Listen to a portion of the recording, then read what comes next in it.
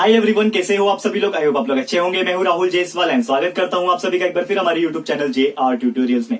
Friends, आज again आपके सामने मैथ्स का एक मोस्ट इंपॉर्टेंट लेक्चर वीडियो लेकर आ गया हूं, जिसमें हम पढ़ने वाले हमारे 10th स्टैंडर्ड मैथ सब्जेक्ट का पार्ट 2 यानी कि ज्योमेट्री सब्जेक्ट का जो चैप्टर नंबर 2 की हमने शुरुआत की हुई थी, जिसका नाम है पाइथागोरस थ्योरम। आज हम इसका लेक्चर नंबर 4 आपके लिए लेकर आ गए हैं। एक बहुत इंपॉर्टेंट चैप्टर दोस्तों, जैसे कि आपको पता है कि हमारा जो कल का लेक्चर था उसको मैंने थोड़ा शॉर्ट बनाया था। इसमें सिर्फ मैंने आपको 2 ही एग्जाम्पल जो कि सॉल्व एग्जाम्पल थे आपके, उसके ऊपर मैंने कराए थे। ठीक है दोस्तों, तो आज उसी को कंटिन्यू रखते हुए हमारा जो लेक्चर नंबर 4 है इसकी शुरुआत करेंगे, जिसमें हम लोग जो आपके पेज नंबर 36 पे कुछ सॉल्व एग्जाम्पल्स जो टॉपिक पे चल रहे थे हमारे, उसी को कंटिन्यू करे हुए बचे हुए जो रिमेनिंग 2 से 3 एग्जाम्पल है वो भी आपको मैं आज कराने वाला हूं। ठीक है, तो 3 particular example number 3, example number 4, example number 5, ये टोटल 3 एग्जाम्पल मैं आज के दिन आपको कराने वाला हूं। तो वीडियो को बिल्कुल स्किप मत कीजिएगा दोस्तों, क्योंकि ये तीनों जो टॉपिक मैं आपको पढ़ाने जा रहा हूं, ये तीनों जो एग्जाम्पल मैं आपको कराने जा रहा हूं बहुत ज्यादा इंपॉर्टेंट होने वाले, क्योंकि तीनों के तीनों पहली बात तो अलग अलग टॉपिक के ऊपर बेस है। ये तीनों का एग्जाम्पल जो है, अगर आपने ये एग्जाम्पल अभी सीख लिया तो जब हम प्रैक्टिस सेट जब आपको कराएंगे तो आपको बहुत ज्यादा इजी लगेगा और आपको पहले से ही पता रहेगा कि क्या करना है इसके अंदर। इसके लिए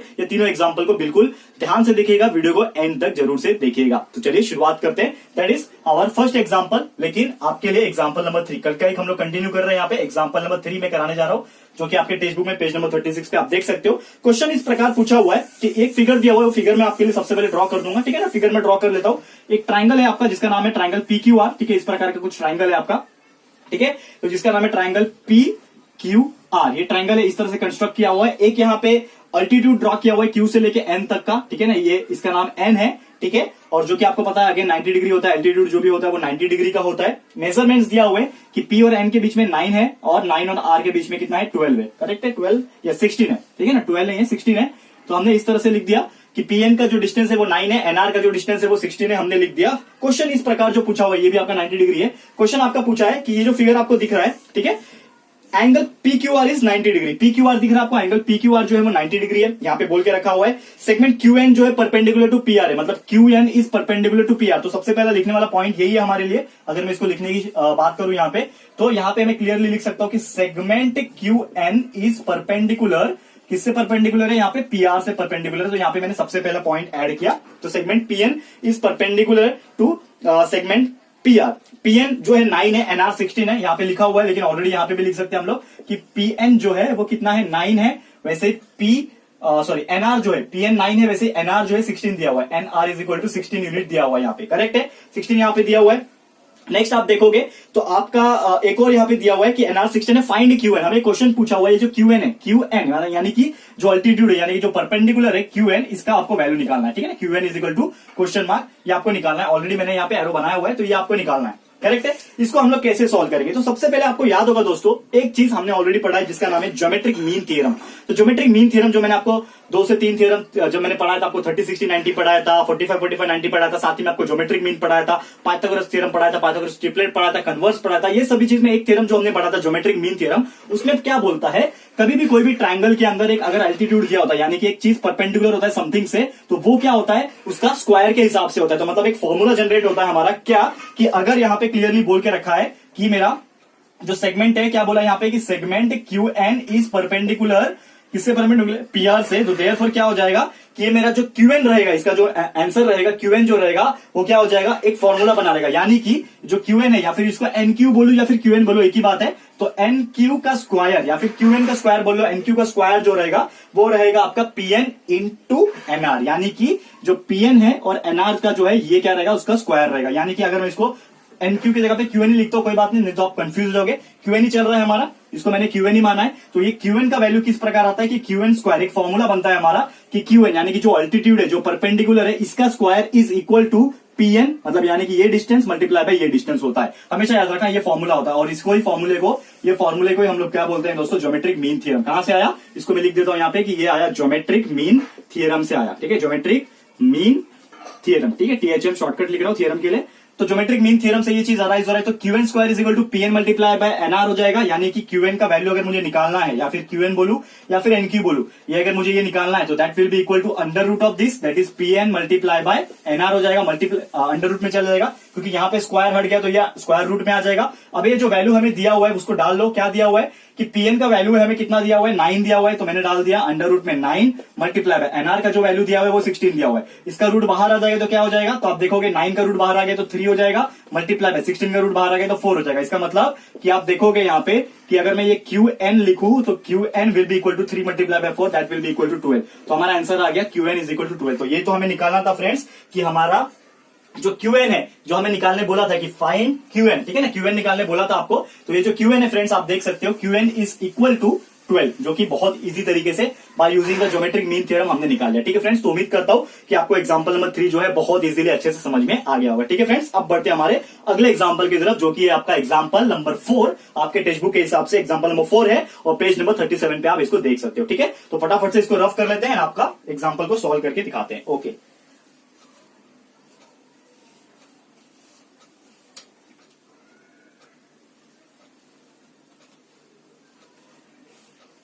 तो आप देखो नेक्स्ट, अभी आप देखोगे ध्यान से, इसको पहले सबसे पहले रफ कर लेता हूं मैं आपको, रफ करके एग्जांपल नंबर 4 हम लोग सॉल्व करते हैं। ओके, ठीक है, डायग्राम भी आपके लिए बना दूंगा, क्वेश्चन क्या है वो मैं रीड करके बताने वाला हूं। ठीक है, तो आप ध्यान से देखिएगा, बिल्कुल ही स्किप मत कीजिएगा वीडियो को। ओके, ये हो गया हमारा बोर्ड रफ एंड लिखते हैं हम लोग हेडिंग सीधा, दैट इज एग्जाम्पल नंबर 4। ठीक है ना, हमारे पेज नंबर 37 पे है एग्जांपल नंबर 4। इसको हम लोग सॉल्व करने की कोशिश करते हैं। ठीक है, तो एग्जांपल नंबर 4 में क्वेश्चन क्या बोला है, सबसे पहले इस प्रकार दिया हुआ है कि एक फिगर है, वो फिगर मैं आपको ड्रॉ करके दिखा दूं। सबसे पहले एक डायग्राम जो है बहुत अच्छा डायग्राम दिया हुआ है यहाँ पे। ठीक है ना, इस तरह से कुछ डायग्राम दिया हुआ है। ठीक है, राइट एंगल ट्रायंगल है। ठीक है, मेरा लाइन थोड़ा टेढ़ा दिखता है आपको क्योंकि आप मैं हाथ से बनाता हूं दोस्तों, आप लोग स्केल से बनाओगे तो प्रॉपर तरीके से बनाइएगा। ठीक है, इस तरह से डायग्राम है। क्या बोला है, इसका नाम PQR। ठीक है ना, ये P है, ये Q है एंड ये R है, that will be equal to perpendicular. And यहाँ पे ये एक अल्टीट्यूड फॉर्म कर रहा है हमारे लाइन पे, PR के लाइन पे, जो कि फॉर्म कर रहा है S नाम से। ये भी अगेन परपेंडिकुलर रहेगा, वी नो दैट। एंड साथ ही में कुछ मेजरमेंट्स दिया हुआ है, ये Z है।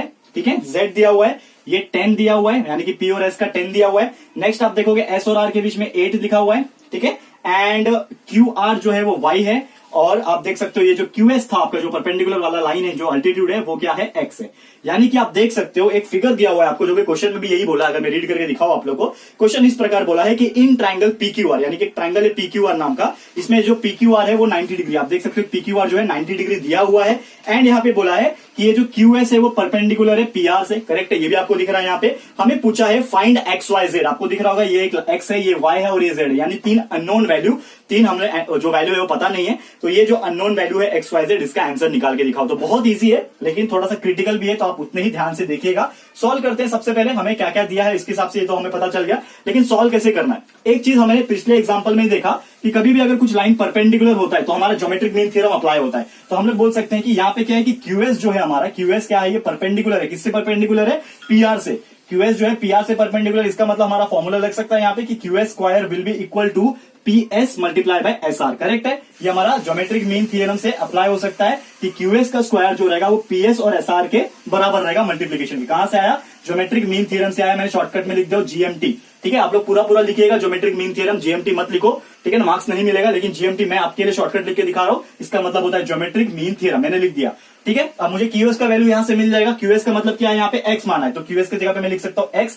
तो यहाँ पे X will be equal to क्या हो जाएगा, ये स्क्वायर था, स्क्वायर को हटाया तो ये अंडर रूट में चले जाएगा, जैसे हमने प्रीवियस एग्जाम्पल में सेम किया था वैसे ही करना है। तो X will be equal to PS क्या है, यहाँ पे देखो PS क्या है, PS देखो PS कितना दिया हुआ है, 10 दिया हुआ है, तो PS की जगह पे 10 लिख दोगे। मल्टीप्लाई बाय SR कितना दिया हुआ है, SR इज नथिंग बट 8।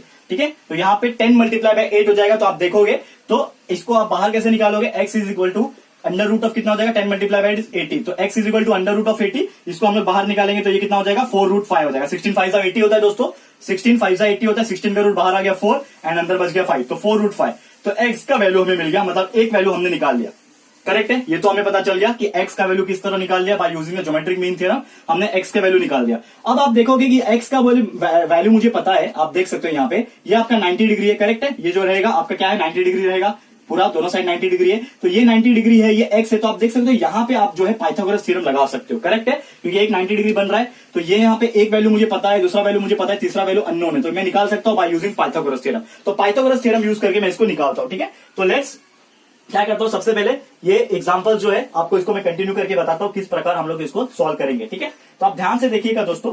सबसे पहली बात यहाँ पे हम लोग को करना क्या है, ये तो मैंने निकाल लिया। अब इसका मुझे काम नहीं है तो मैं क्या करता हूँ, इसको रफ कर लेता हूँ। ठीक है ना, आप लोग रफ मत कीजिएगा, आप लोग इसके आगे कंटिन्यू कीजिएगा। मेरे पास स्पेस कम है तो मैं क्या करता हूँ, सबसे पहले इसको रफ कर लेता हूँ। बस एक ही चीज ध्यान में रखना है, क्या ध्यान में रखना है कि मेरा एक्स का वैल्यू आ गया जो कि है 4√5। ठीक है, यहाँ पे मैं ऊपर कहीं पे साइड में लिख के रखता हूँ। ठीक है ना, एक्स का वैल्यू मेरा क्या आया, ये इक्वल तो पहले से ही था, एक्स का वैल्यू मेरा आ गया था 4√5। एक वैल्यू मुझे निकाल लिया। अब अगला स्टेप में मैं क्या करूंगा, ये ट्राइंगल को कंसीडर करूंगा। क्या ट्राइंगल, जिसका नाम है इन ट्राइंगल, क्या नाम है दोस्तों, SQR। मैं नाम रख दिया SQR। तो ये ट्राइंगल में SQR में आप देखोगे एंगल जो S है वो क्या है, 90 डिग्री है। ठीक है, जब एंगल 90 डिग्री होता है तो हम लोग यूज कर सकते हैं पाइथागोरस। तो हम लोग लिखेंगे यहाँ पे bye using Pythagoras theorem. Pythagoras theorem लगाएंगे अगर यहाँ पे तो हम लोग लिख सकते हैं यहाँ पे बाय यूजिंग पाइथागोरस थ्योरम। क्या होता है पाइथागोरस थ्योरम, अगर मैं बात करूं यहाँ पे कि हमारा जो ये 90 के अपोजिट वाला साइड है, मतलब हाइपोटेनियस स्क्वायर, जो आपको पता है ना पाइथागोरस थ्योरम क्या होता है, हाइपोटेनियस का square is equal to remaining side का एडिशन का स्क्वायर। तो ये QR क्या है, हाइपोटेनियस है, तो मैं लिखूंगा यहाँ पे according to the Pythagoras theorem. इसके हिसाब से क्या हो जाएगा, मेरा QR square is equal to QS square plus SR square. Correct है, QS square plus SR square हो जाएगा। ठीक है, QR का मतलब क्या है हमारे लिए, Y है, तो मैंने लिख दिया इसके जगह पे Y स्क्वायर। QS का मीनिंग हमारे लिए क्या है, X है, तो मैंने लिख दिया इसकी जगह पे X स्क्वायर। और ये SR की जगह पे आप देखोगे जो कि वैल्यू आपको दिया हुआ है 8, तो ये हो जाएगा 8 का स्क्वायर। करेक्ट है। अब यहाँ पे Y का स्क्वायर मुझे निकालना है, मतलब Y मुझे निकालना है ना, तो X तो मैंने निकाला हुआ है ऑलरेडी, एक वैल्यू मुझे पता है। ठीक है ना, इसको मैं बॉक्स बना के रखता हूँ ताकि आप लोग को ये चीज पता रहे कि हमने एक वैल्यू जो है वो निकाला हुआ है। ठीक है ना, X का वैल्यू हमें निकाला हुआ है, X इज इक्वल टू 4√5। तो अब मैं क्या करता हूँ, यहाँ पे Y स्क्वायर मुझे निकालना है, तो ये Y square will be equal to X की जगह पे मैं क्या लिखने वाला हूँ, 4√5। तो 4√5 का क्या हो जाएगा, ये स्क्वायर हो जाएगा प्लस 8 का स्क्वायर। अब इसको सॉल्व कर लेते हैं। Y square will be equal to 4√5 का स्क्वायर क्या होता है, अभी अभी हमने देखा था कि 80 का जो हमने रूट निकाला था तो 4√5 आया था, तो वैसे ही 4√5 का स्क्वायर क्या हो जाएगा, अगेन 80 हो जाएगा। तो 80 प्लस 8 का स्क्वायर कितना होता है, 64। तो 80 प्लस 64 आप देखोगे तो आपका होता है आंसर 144। तो हमारा आंसर क्या आया, Y square is equal to 144। तो Y स्क्वायर 144 आया तो Y निकाल सकते हैं जो कि अंडर रूट ऑफ 144 हो जाएगा।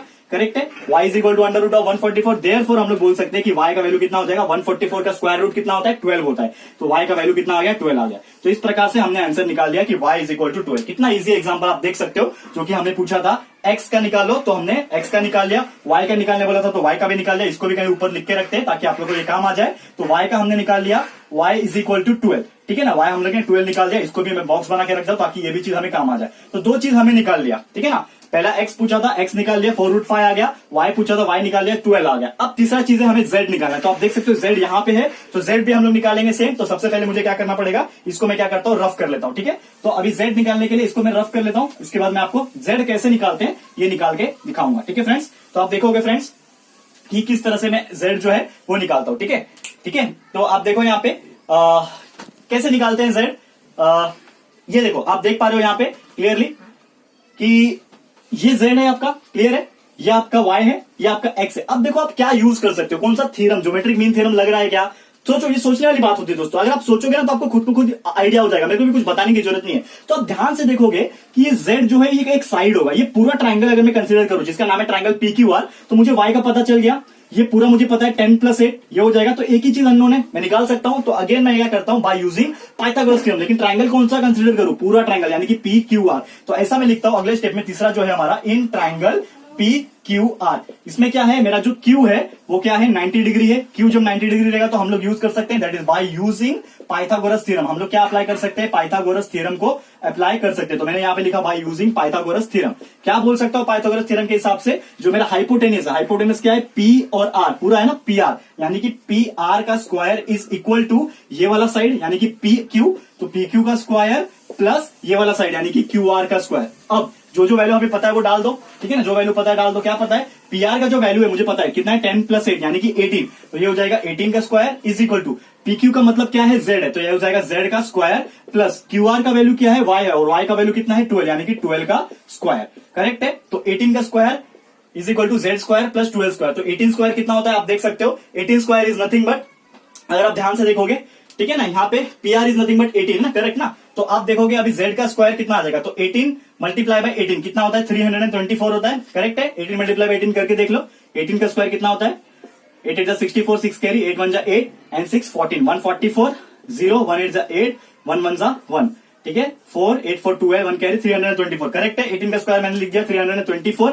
अब नेक्स्ट स्टेप में 12 का स्क्वायर कितना होता है 144 होता है और उसको इस साइड ले लूंगा तो ये हो जाएगा -144 is equal to Z square. तो हमने निकाल सकते हैं Z square is equal to 324 में से 144 माइनस करोगे तो कितना बचेगा दोस्तों, आपका बचेगा लगभग करके देख लो 324, ठीक है ना, इसको रफ कर लो फिलहाल में 324 माइनस 144 कितना बच रहा है, 4 में से 4 गया 0, 12 में से 4 गया 8, 2 में से 1 गया 1, मतलब 180 बच रहा है। इसका मतलब क्या हो रहा है कि Z square is equal to 180। तो हमारा जेड का वैल्यू कितना आएगा, Z is equal to under root of Z square 180 था तो जेड कितना हो जाएगा, अंडर रूट ऑफ 180 हो जाएगा। इसको निकाल लो, सॉल्व कर लो तो Z will be equal to कितना आ रहा है आंसर हमारा फाइनली 6√5, ठीक है। 36 मल्टीप्लाई बाय 5 होता है 180, तो हमारा 6√5 आंसर आ रहा है फाइनली जेड का, ठीक है। तो हमारा जो आंसर था तीसरा कंडीशन जो कि जेड का था कि find out the value of X Y Z, तो एक्स का 4√5 आ गया, वाई का 12 आ गया एंड जेड का फाइनली हमने निकाल लिया 6√5। इस प्रकार हमने तीनों निकाल लिया। कितना इजी है फ्रेंड्स, आप देख सकते हो बहुत इजी है, लेकिन थोड़ा सा दिमाग लगाना पड़ता है, थोड़ा सा मेहनत भी लगता है। बस आप लोग सॉल्व करते जाइए, आपको आंसर दोस्तों जरूर से मिलेगा। तो इस प्रकार से हमने जो दोनों टाइप के एग्जाम्पल्स थे इसको अच्छे से इजीली सॉल्व कर लिया। उम्मीद करता हूं कि आपको ये जो एग्जाम्पल्स है वो क्लियरली 100% समझ में आ गया होगा, ठीक है फ्रेंड्स। अब आगे बढ़ लेते हैं। जैसे मैंने बोला था कि आपको मैं टोटल आज 3 एग्जाम्पल कराऊंगा, तो हमने 2 एग्जाम्पल आज के दिन देख लिए जिसका नाम है एग्जाम्पल नंबर 3, एग्जाम्पल नंबर 4। उसी तरह से एक और एग्जाम्पल है जिसका नाम है एग्जाम्पल नंबर 5, जो कि आपके टेक्स्ट बुक में आप देख सकते हैं पेज नंबर 37 के लास्ट में दिया हुआ है। इसको भी हम आपके लिए सॉल्व करके दिखा देंगे और आज का लेक्चर को यहीं पे स्टॉप करेंगे, ठीक है। तो इसको भी ले लेते हैं फटाफट से एग्जाम्पल नंबर 5। तो लेट्स रफ दिस फास्ट, फटाफट आपके लिए एग्जाम्पल नंबर 5 जो कि बहुत सिंपल सा क्वेश्चन है, बस पाइथागोरस थ्योरम अप्लाई करना है। पर ऐसे टाइप के क्वेश्चन अक्सर एग्जाम में पूछे जाते हैं जो कि छोटा सा पूछता है, 1 या 2 मार्क्स के लिए पूछ के चले जाएगा और आपको पता भी नहीं चलेगा। तो अगर आपको आएगा तो विद इन 1 मिनट के अंदर आप आंसर निकाल लोगे और 2 मार्क्स इजीली स्कोर करके चले जाओगे, ठीक है।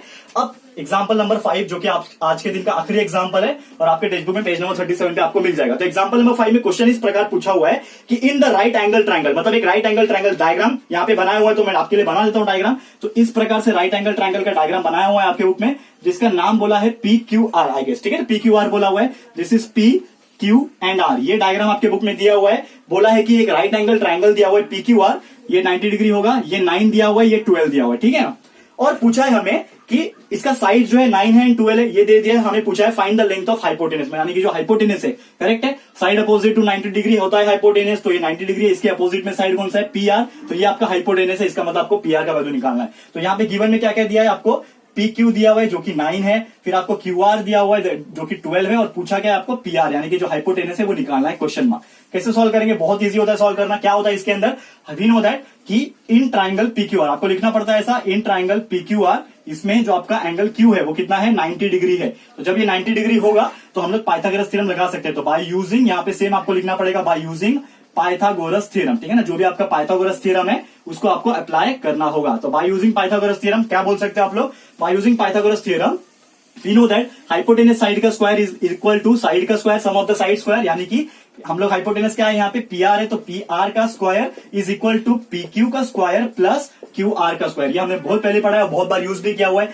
PR का वैल्यू हमें पता नहीं है तो निकालना है, तो PR square as it is लिख दो यहाँ पे, PR square is equal to PQ का वैल्यू हमें दिया हुआ है 9, तो ये हो जाएगा 9 स्क्वायर प्लस QR का स्क्वायर हमें दिया हुआ है 12 का स्क्वायर, ठीक है ना, ये हो जाएगा। तो PR square is equal to 9 square is 81 plus 12 square is 144, तो 144 प्लस 81, तो 144 प्लस 81 करूंगा तो कितना आता है 225 होता है, यानी कि PR square is equal to that is 225। PR square is 225, तो हमारा आंसर जो है PR का मिल जाएगा। तो PR will be equal to क्या हो जाएगा, अंडर रूट में चले जाएगा, that is square root of 225।